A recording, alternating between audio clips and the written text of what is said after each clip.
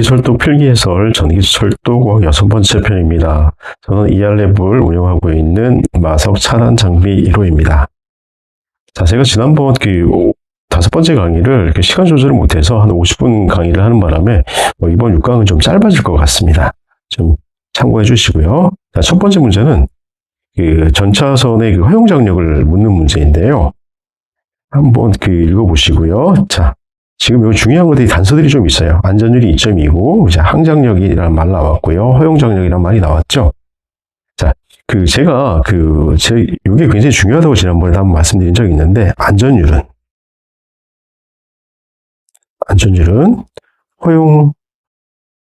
허용장력분의 항장력. 이렇게 된다고 말씀드렸거든요. 또는, 자, 이렇게도 된다고 말씀드렸어요. 허용 강도 분의 인장 강도 또는 여기는 극한 강도로 써도 돼요. 그다음에 여기 밑에는 허용 응력이라고 쓸 수도 있어요. 그래도 마찬가지로 똑같이 이제 여기다가 인장 응력 이렇게 써도 되거든요. 자, 같은 말이에요. 중요한 건 얘네들이 밑에가 이제 허용이라는 말 이렇게 있다는 거. 여기 좀 체크를 하시고 가시면 되세요. 자, 그러면 제가 지난번에 한번 실수한 적이 있는데 이 부분이 있었죠. 안전율이 2.2인 이거를 제가 안전율이 2.2인 경동선의 전차선을 2.5로 이렇게 버벅거리면서 말씀드린 적이 있는데 그때 제가 실수라고 말씀드렸고 중앙에 올려드렸으니까요. 그거 다시 한번 봐주시면 좋겠고요. 자, 지금 안전율이 2.2이다 이렇게 표시가 돼 있으면 얘는 일단 경동선이라고 보셔야 되잖아요. 그죠? 경동선. 경동선의 안전율이 2.2라 그랬잖아요. 그죠? 나머지 기타 전선의 안전율은 2.5라 그랬고. 근데 이제 급전선의 안전율 이렇게 구했는데 그때 경동선이라는 말 자체가 분명히 언급되지도 않았는데도 불구하고 철도공단 편람에도 그렇게 나와 있고 조금 논란이 될 수 있을 거라고 제가 말씀을 드렸던 것 같은데 지금 이거 같은 경우에 여기 안전율 2.2라고 하면 경동선이라고 여기 그렇게 참고하시면 되실 것 같아요. 전차선이 경동선을 쓰니까 이거는 여기 언급이 없다고 하더라도 자 이렇게 하시면 될 것 같고요. 그리고 이제 경동선 말고 연동선이라는 것도 있어요. 연동선. 이 연동선 같은 경우에는 지금 전기철도 같은 경우에 이제 TMMTS는 균합에 요걸 쓰거든요. TMMT. 나머지는 이제 연동선 TMMT 말고는 전부 다 이제 경동 연선을 쓰고 있어요. MT도 마찬가지고 TMT 이런 것들은 전부 다 이제 경동 연선을 쓰고 얘만 TMMT만 연동 연선을 쓰고 있어요. 자, 이거는 그때 상황에 따라서 제가 다시 말씀을 드리도록 하겠고요. 지금 이제 중요한 건 이걸 가지고 지금 제가 여기다 써놓은 거 가지고 이걸 가지고 이제 문제를 풀어봐야 되잖아요. 그러면 여기 지금 허용 안전 이제 항장력 2,400이고 안전율이 2.2라고 그랬으니까 이거 예를 먼저 구해봐야 되겠죠. 자, 그럼 신품 110스퀘어에 허용 능력이 얼마일까 고민해봐야 되잖아요. 허용 능력은 얼마죠? 허용 능력은 이렇게 계산해보면 되잖아요. 안전율분의 항장력. 자, 이걸 이렇게 계산해보면 안전율이 2.2고 항장력이 2,400이라고 그랬잖아요. 그러면 이 값이 계산 대충 해보면 어느 값이 나면 1,091kg 포스 정도. 자, 그러면 지금 이건 신품이잖아요. 신품. 마모가 됐을 때는 얼마인지를 봐야 되잖아요. 자, 마모는 얼마까지 됐냐면 67.6스퀘어로 마모가 됐어요. 이때 허용 능력이 얼마냐고 물어보는 거잖아요. 그러면 이때는 어떻게 구하냐면 자, 신품의 허용 능력이 1091이기 때문에 신품의 단면적은 110이었잖아요. 그 다음에 잔존 마모가 67인데 제가 잘못 썼네. 자, 여기다가 67.6 요걸 계산해 주시면요. 답이 어느 게 나오냐면 670kg 포스가 나온다는 거예요. 그럼 답이 여기서 1번이 되겠죠. 자, 다시 한번 정리를 한번 해보겠습니다. 이게 이제 중요한 거죠. 지금 이 문제만 푸는 게 중요한 게 아니고요. 나중에 이 업무에 종사를 하게 되면 어떤 경우가 있냐면, 그리고 이거 참고로 지금 이게 전차선 항정력이 2,400kg 포스하고 나와 있는데, 지금 자재 명세에 보게 되면, 전차선 110 스퀘어 같은 경우에, 전차선 110 스퀘어 경우에 인장 강도가 3,900kg 포스 정도가 돼요, 실제적으로. 근데 이거는 이제 문제를 내기 위해서 이렇게 만드는 것 같은데, 값이 이 정도 됩니다. 이 정도 돼가지고, 이제 금방 이제 마모 같은 경우에 이렇게 계산하셔도 돼요. 전차선은 이렇게 생겼잖아요. 어떻게, 전차선은 이렇게 생겼는데, 여기 홈을 이렇게 만들어놔가지고, 여기다가 이제 이어를 이렇게 해가지고 여기 사용을 하잖아요. 이렇게 매달아가지고 이렇게 매달아가 쓰잖아요.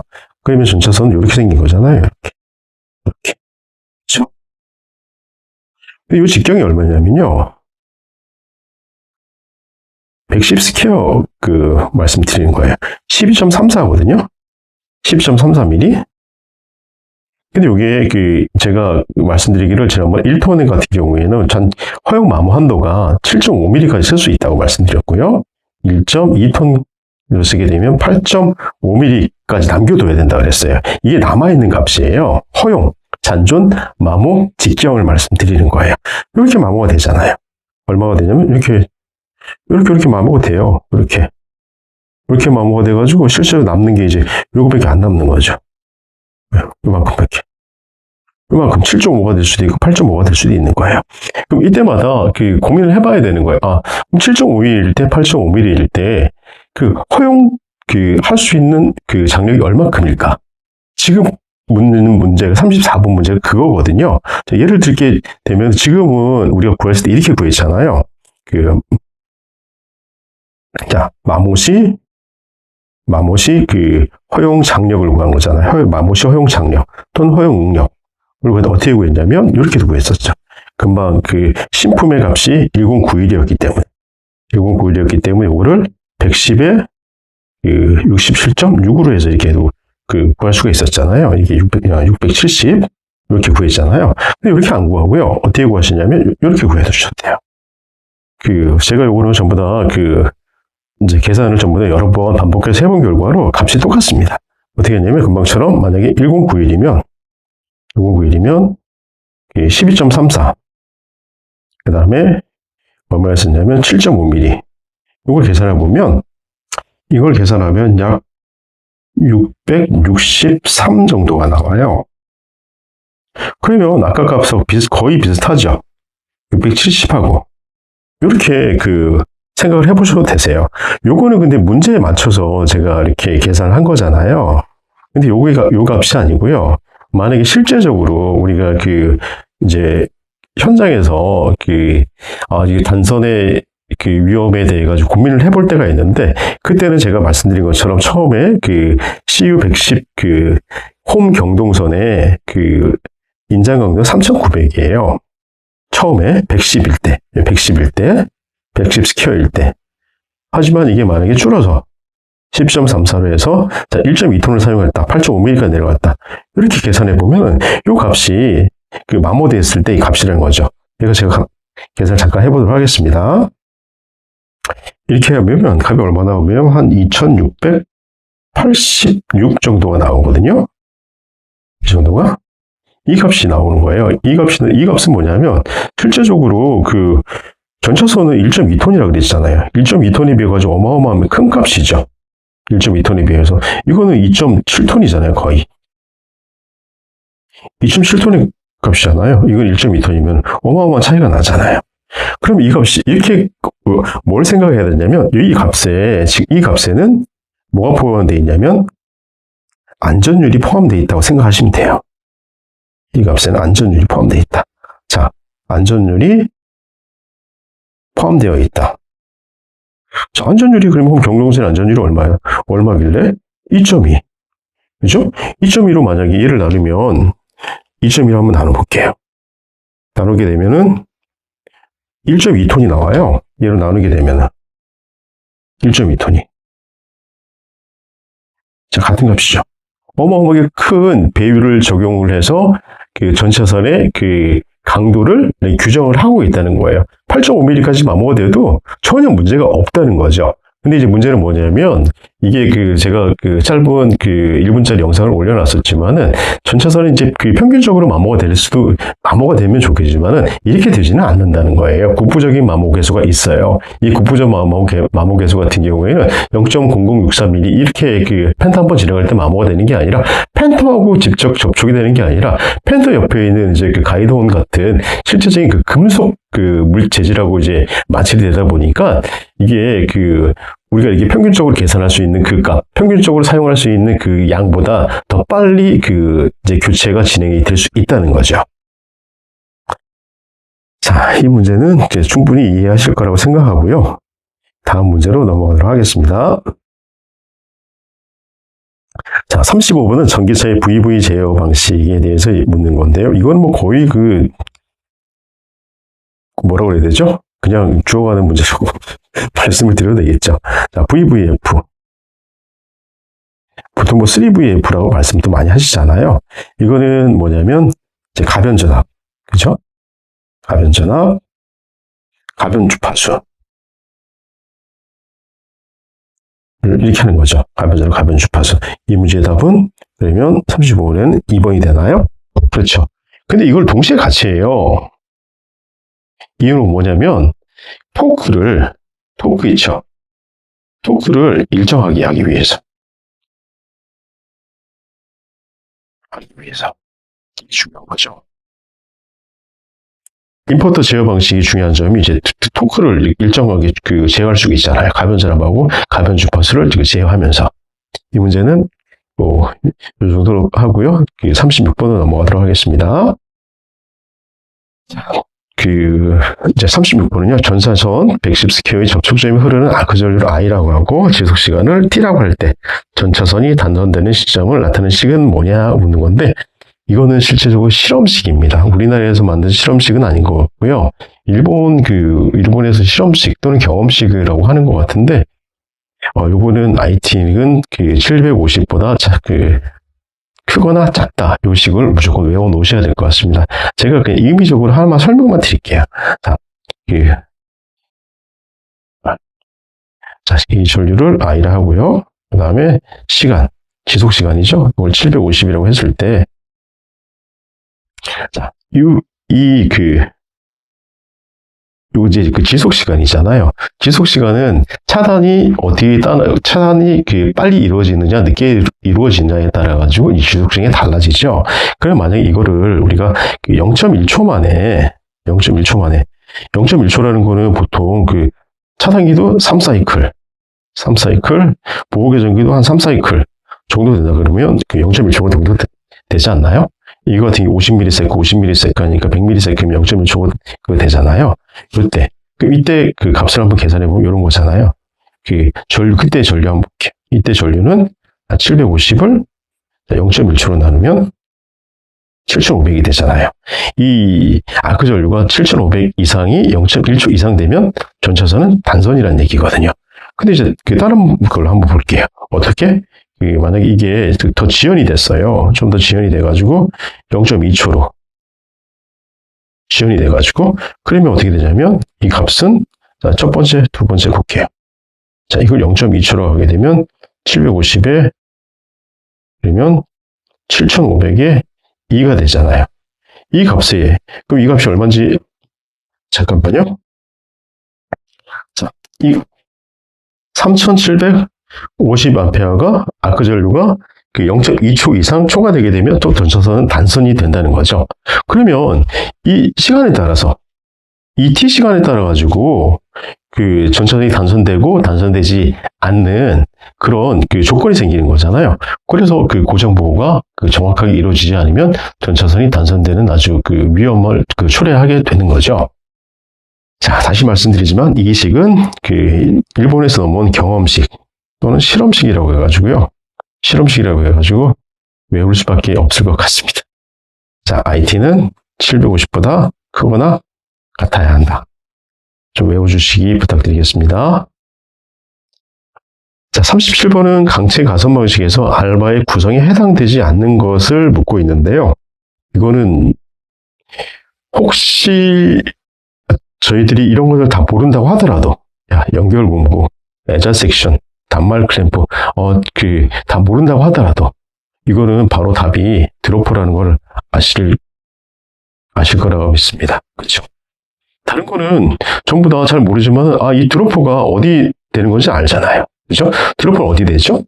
이 드로퍼 같은 경우에는 카티너리 시스템에서, 이 조가선이죠? 네, 전차선에서 이렇게 전차선을 궤도면에 평행하게 매달기 위한 이걸 저희가 드로퍼라고 그러잖아요. 그렇죠? 드로퍼. 이 드로퍼는 저희가 너무 잘 알아요. 그 나머지는 얘는 컨티너리에 쓰이는 거니까 나머지는 알바나 티바에 쓰이겠네.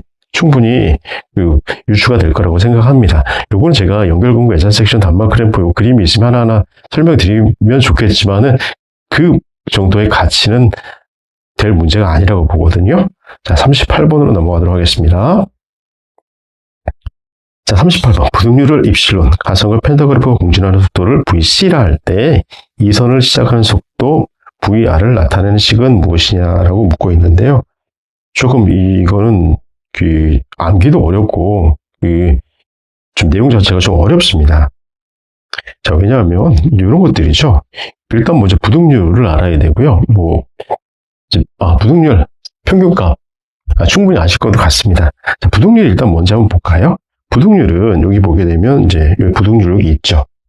여기 부등률을 보게 되면 여기 입실론이라고 여기 같이 나와 있었잖아요. 여기는 입실론, 여기는 입실론인데 스프링 개수의 부등률 여기 나타냈는데 뭐라고 나있냐면 요거는 이제 K가 뭐냐면 스프링 개수거든요. 요 스프링 개수인데 여기 이제 스프링 개수 다른 말로 스프링 상수라고도 해요. 여기서 근데 스프링이 도대체 뭐지? 라고 하는데, 이 스프링을, 전차선을 상하 아래 위로 이제 움직임이 생기잖아요. 뭐에? 펜타그래프의 상하 앞상에 의해가지고. 그래서 이 스프링을, 전차선을 스프링으로 대체로 한 거고요.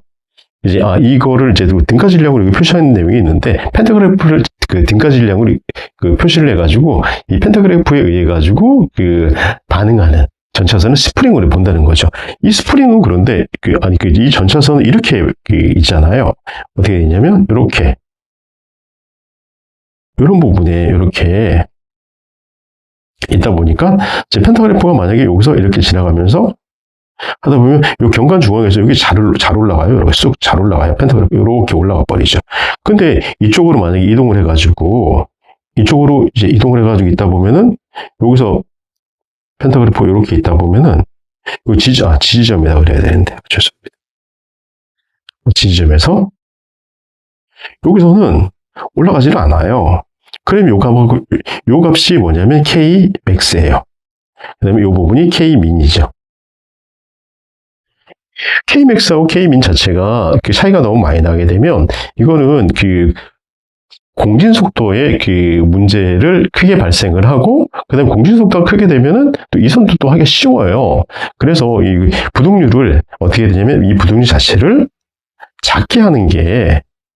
아주 작게 하는 게 관건이죠. 부등률 자체를 작게 하는 게. 자, 부등률은 충분히 아실 거라 생각하고요. 요거 이제 제가 지우도록 하겠습니다. 자, 그래서 이 식에 보게 되면 여기도 지금 공진 속도에도 보게 되면 여기 분자에 여기 부등률이 들어가 있고요. 그 다음에 이제 이선 속도에도 이렇게 들어가 있어요. 요거는 제가 어떻게 외워드릴 수 있는 방법이 별로 없고, 요거 제가 유도할 수 있는 방법이 별로 없어서 죄송한데, 요거는 어떻게든 외워주시면 좋을 것 같습니다. 근데 이런 것들만 좀 생각을 해보셔도 될 것 같아요. 요게 펜타의 질량이 작으면, 공진 속도는 커지는구나. 그죠? 그 다음에, 부등률이 클 때, 요게 또 커지는구나. 이런 것만 생각하시고, 경관이 클 때. 그러면 요식은, 조금 외우는데 수월하지 않을까 싶긴 한데, 제가 좀 억지인가요? 그럴 것 같고요. 그 다음에 여기, 이 공진 속도를 실제적으로 모르게 되면, 이 이선 속도를 알 수가 없죠. 공진 속도를 1 플러스 부등률 제곱근의 값으로 나눈 값이 이선 속도다 보니까 요거는 두 가지 속도는 충분히 좀 외워주셔야 될 것 같습니다. 이거는 요거는 푸는 문제 자체가 뭐죠? 1차 시험에도 나오는 걸로 알고 있습니다. 요 공진속도 구하는 문제. 근데 여기 이제 단서가 이런 거 있잖아요. 여기 이제 차는 저거다 보니까 이제 킬로미터 퍼 아워를 메타 퍼 세크로 바꾸는 그런 이제 변환 과정 그런 것들만 잘 숙지하시면 어렵지 않게 계산 풀이도 어렵지 않게 푸실 수 있을 거라고 생각이 되거든요. 요거는 좀 외우셨으면 합니다. 38번의 답은 4번이 되겠습니다. 자, 39번 보도록 하겠습니다. 자, 고속전철에서 행진통에 제한받는 교소 또는 터널 내에서 이격거리 확보 교소에 사용하는 급전선이 지지 방식으로 맞는 것은 하는 건데, 자, 이 문제 같은 경우에는 굉장히 보기 어려운 거잖아요. 제가 지난번에 이런 거 한번 말씀드린 적이 있는 것 같아요. 이행 구간 같은 경우에 어떻게 됐냐면, 강체에서 이렇게 커티너리 이렇게 강체에서 커티너리로 커티너리에서 강체 가는 구간에 강체 같은 경우에는 단면 2차 모먼트를 줄이기 위해 가지고 단면 조정을 해요. 단면을 단면 자체 크기 좀 조정을 해서 나가고, 커티너리는 제가 지난번에 뭐라고 말씀드렸죠? 트윈 심플이라고 한번 말씀드린 적이 있었잖아요. 트윈 심플. 어떻게 됐었냐면, 트윈 심플 같은 경우에는 전차선 2개, 조가선 2개로 이렇게 간다고. 심플인데, 하나하나면 조가선 하나, 전차선 하나면 심플이잖아요. 근데 전차선 이렇게 2개로 해서, 전차선 2개, 조가선 2개로 해서 제가 이렇게 그랬던 것 같은데, 이렇게 그랬던 것 같아요. 이렇게, 그리고 앞면에 봤었을 때는 이렇게 이 부분이 움직이지 않도록 저희가 세퍼레이터라고 이렇게 운영을 하거든요. 이렇게 세퍼레이터라고, 여기 간격이 100mm로 해서 트윈 심플이라고 말씀드린 적이 있었잖아요. 근데 여기 같은 경우에 고속철도에도 저도 이거 보지는 못했습니다. 근데 이제 이 내용은 아닌 거니까 이제 설명을 드리는 건데, 요게 장경간 또는 이제 풍압이 많은 곳, 바람의 압력이 많은 곳에 설치를 할 때는 조가선을 이렇게 조가선을 2개 가선을 이렇게 하고요. 조가선을 2개, 이렇게 2개를 가선을 하고, 전차선은 하나만 가선을 해요. 그래서 이제 요렇게 연결을 하는 거죠. 아니, 이런 방식 연결해가지고 전차선의 흔들림을 방지하는 거예요. 전차선의 흔들림을 방지. 전차선의 흔들림을 방지한다는 걸 급전을 안정화시키겠다는 거잖아요. 급전 안정화. 이렇게. 이걸 다른 말로는 뭐라고 하냐면 부형 조가 방식이라고 하는데, 부형 조가 이제 더블 조가라고도 그래요. 더블 조가 방식. 부형 조가 또는 더블 조가 방식. 이 같은 경우는 답이 2번이 됩니다. 내용이 굉장히 어려운 거라서, 저도 지금 심플 커티너리에서 실제적으로 본 거는 트윈 심플하고, 금방 요거는 못 봤어요. 심플 커티너리 늘 보는 거지만은, 트윈 심플 커티너리 같은 경우에도 이제 저쪽에 진접선이라고 하는 곳에 있거든요. 이제 거기서 제가 그거는 봤는데, 지금 요거 같은 경우는 제가 지금 보지는 못했습니다. 근데 내용을 알고 있기 때문에 설명을 충분히 드릴 수 있는 내용이라서 말씀을 드리는 건데, 이제 부형 조가 방식이라고 하고요. 다른 말은 더블 조가 방식. 근데 반대로 이런 경우도 있어요. 이렇게 되는 거. 대용량 급전할 때 필요한 건데, 이거 반대로 어떻게 되냐면, 조가선은 하나예요. 조가선 하나인데 전차선을 이렇게 2개를 둬요. 전차선 오히려. 그래서 위에서 이렇게 이런 식으로 위에서 보게 되면은 이런 식이죠. 이런 식으로 돼서 이거는 어디 쓰냐면 더블 전차선이에요. 더블 전차선이 되고, 이거는 대용량 급전. 근데 쓰이지는 않습니다. 자, 39번은 부형 조가 방식 또는 더블 조가 방식이라고 보시면 되십니다. 자, 40번으로 넘어가겠습니다. 자, 오늘 마지막 문제인데요. 제3개조 방식에 대한 설명을 틀린 것을 구하는 건데, 지금 여기 보시게 되면, 제3개조 방식 같은 경우에는, 제3궤조라는 거는 저희들은 레일이 이렇게 있잖아요. 레일이 이렇게 구성이 이렇게 돼 있잖아요. 근데 요거는 이제 열차가 차륜하고는 상관없는, 열차의 운행하고는 실제적으로 상관없는, 바퀴가 지나다니는 건 아니고, 이제 급전 레일이에요. 여기 이제 파워 레일이라고 하거든요. 이제 급전 레일이라는 건데, 어떻게 생겼냐면 이렇게 생겼어요. 지금, 이거는 지금 이제 옆으로 90도 누워져 있는데, 이거 제가 그림을 떠오다 보니까 제가 옆으로 못 돌리고 이렇게 수직으로 세워놨거든요. 어떻게 세워있냐면, 요 부분 있죠. 요 부분에는 스테인리스로 돼 있어요. 그리고 바깥 부분, 요 부분 있죠. 바깥 부분은 알루미늄으로 되어 있어요. 알루미늄으로 되어 있는 이유는 알루미늄을 충분히 알루미늄으로 실질적인 도체 역할을 하고, 습동하는 부분은 스테인리스로 시켜가지고, 스테인리스 같은 경우에는 하더라도 마모량이 좀 작잖아요. 알루미늄보다. 그래서 알루미늄은 경량이죠. 그러다 보니까 집전 도체는 경량화 시키고, 그 다음에 실제적으로 습동부는 경도가 좀 있는 스테인리스로 해서 이렇게 파워 레일을 구성하는 거예요. 요거를 파워 레일이라고 해요. 자, 그러면 이 문제가 굉장히 간단하게 해석이 되겠죠. 자, 하나씩 한번 보도록 하겠습니다. 주행 레일을 귀선으로 사용하는 경우 전식 방지 대책이 필요하다. 왜 필요하죠? 제3교조 방식은 직류급전 방식이에요. 제3교조는 무조건. 자, 제3교조 방식은 직류급전 방식이다. 그렇기 때문에 뭐가 필요하다? 전식 방지 대책. 어떤 게 썼죠? 저희들이 배류법이 가장 많이 쓴다고 그랬죠. 그 중에서도 선택 배류법이. 자, 그 다음에 이 차량과 파워레일과의 규정된 이격거리를 유지해야 됩니다. 유지하지 않으면 이쪽으로 전압이 이쪽으로 문제가 될 수 있겠죠. 적정 거리, 전압이 이격거리가 존재를 하잖아요. 그 얘기를 하는 거예요. 이 차량과 이 급전 레일 간의 적정 이격거리를 유지해야 된다. 표준 이격거리가 있는데 요거는 나올 때마다 설명을 드릴게요. 자, 그 다음에 제3교조 방식의 도체는 무겁고 기계적 강도가 높아야 한다. 자, 기계적 강도가 높아야 됩니다. 기계적 강도가 높지 않으면 안 되겠죠. 기계적 강도가 높지 않으면 내려앉거나, 그 다음에 파괴도 너무 쉽잖아요. 근데 도체는 무거워야 될까요? 무거우면 안 되잖아요. 그렇죠? 무거우면 안 되기 때문에 뭐를 쓴다? 얘를 쓰잖아요. 알루미늄을. 무겁지 않게 하기 위해서. 무겁지는 않고 기획 강도는 크게 해야 된다. 그러니까 일반적인 알루미늄보다는 드랄루민 같은 거 좀 쓴다고 봐야 되겠죠? 기계적 강도를 높이기 위해서. 그 다음에 도체는 무거우면 절대로 안 되죠. 그럼 여기 답은 3번이 되겠고요. 자, 그러면 급전 레일은 낱개 설치템으로 안전을 위해 필요한 것이 보호대기를 설치를 해야 한다. 맞죠?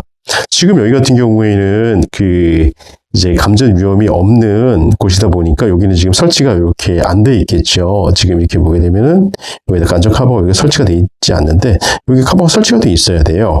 근데 여기는 안 하더라도 요새 승강장 구간에는 보호도끼를 무조건 설치하게 돼 있죠. 무조건. 자, 이 문제 같은 경우에는 조금만 보시면 되죠. 첫 번째가 조금 애매할 수 있는데, 자, 제3교조 방식은 직류급전 방식이다. 요것만 아시면은 여기서 틀릴 일은 없을 것 같아요. 여기서 이 문제 틀릴 일은 없을 것 같고요. 그 다음에 차량과 파워레일과의 규정된 이격거리. 이거는 전기하시는 분들이면 다 충분히 아시는 문제고요. 아시는 선지고요. 자, 그 다음에 여기 이제 요것도 좀 속기 쉽잖아요. 기계적 강도가 높아요. 맞을 것 같아요. 근데 이제 얘가 이제 무겁고 얘 때문에 안 되는 거죠. 자, 그 다음에 급전 레일은 낮게 설치돼요. 낮게. 높게 설치되면 실제로 감전의 위험이 더 크기 때문에, 왜냐하면 움직임에 더 이렇게 노출이 쉽잖아요. 그래서 최대한 낮게 설치를 하고 그다음에 보호도끼를 설치하는 게 의무죠. 근데 전부 다 보호도끼 설치를 하지 않고 승강장이나 좀 위험한 계소에만 설치를 하게 되어 있습니다. 자, 오늘은 40분까지 강의를 했고요. 다음번에 다른 강의로 만나 뵙도록 하겠습니다. 감사합니다.